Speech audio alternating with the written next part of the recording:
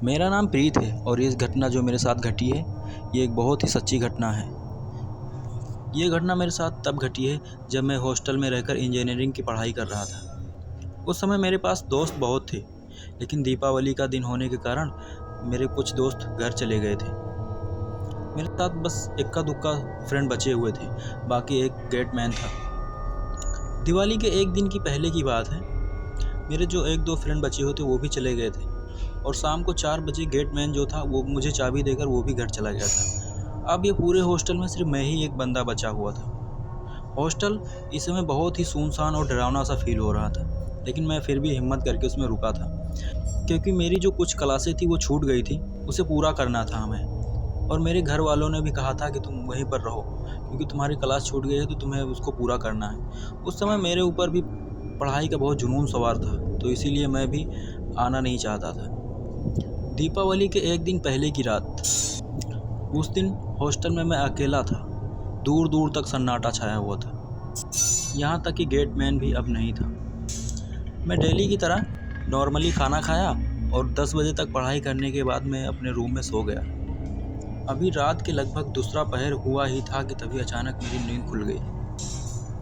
मैंने सुना तो हॉस्टल में किसी के बुदबुदाने की आवाज़ आ रही थी। वो आवाज़ ऐसी थी जैसे कोई मंत्र पढ़ रहा हो, लेकिन वो आवाज़ जितनी फुसफुसाने की थी उससे ज़्यादा ही वो भयानक लग रही थी। मैंने सोचा हॉस्टल में मेरे सिवा कोई नहीं है तो ये बुदबुदा कौन रहा है।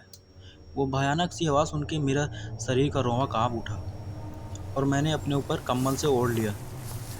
मैं कंबल को ओढ़कर कुछ सोच ही रहा था कि तभी मुझे ऐसा लगा कि जैसे किसी ने मेरे दरवाजे पे ठक ठक की आवाज़ कर रहा है।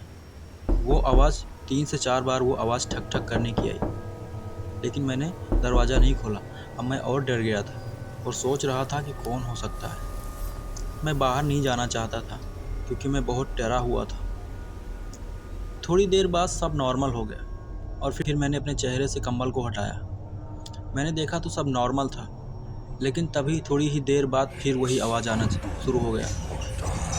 ऐसा लग रहा था जैसे मेरे गेट के सामने वाली गली में कोई चल रहा हो और कोई मंत्र बुदबुदा रहा हो साथ। मुझे फिर ऐसा डर लगने लगा। मैं अपने बेड पर बैठे ऐसे सोच ही रहा था कि तभी मेरे दरवाजे पर किसी के नाखूनों से खरोंचने की आवाज़ आई। मैं झट से कंबल लेकर अपने आप को ओढ़ लिया और सोने का नाटक करने लगा, लेकिन उस समय मुझे नींद तो आ ही नहीं रही थी।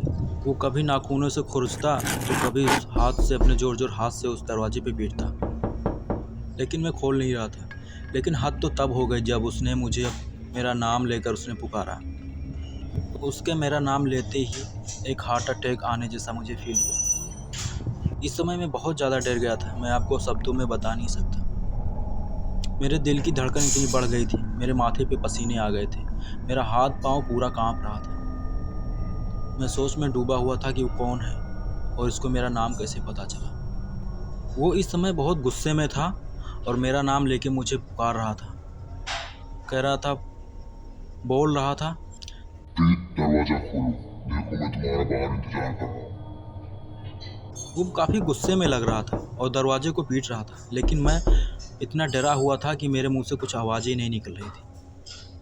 मेरे दरवाज़ा ना खोलने पे वो दरवाज़ों को और ज़ोर ज़ोर से पीटने लगा और गुस्से में मुझे दरवाज़ा खोलने के लिए बोल रहा था, लेकिन मेरी हिम्मत नहीं हो रही थी कि मैं गेट तक जाऊं। मैं अपने बिस्तर में कंबल ओढ़े ही ओढ़े मैं हनुमान चालीसा का जाप करने लगा। जैसे मैं हनुमान चालीसा का जाप कर ही रहा था कि तभी उसकी ओर जोर जोर चीखने से और पीटने की आवाज़ें आने लगी।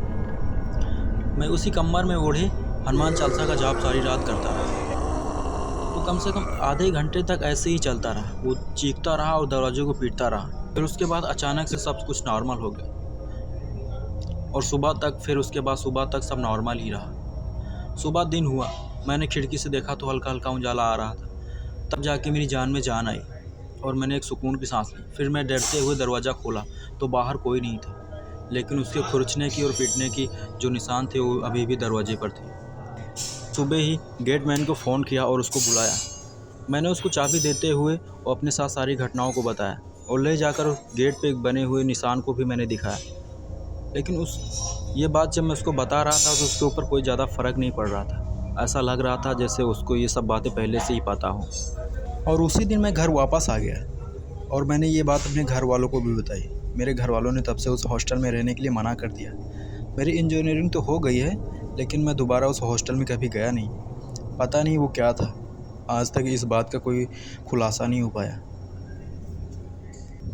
तो चलते हैं दूसरी कहानी में, नेक्स्ट वीडियो में।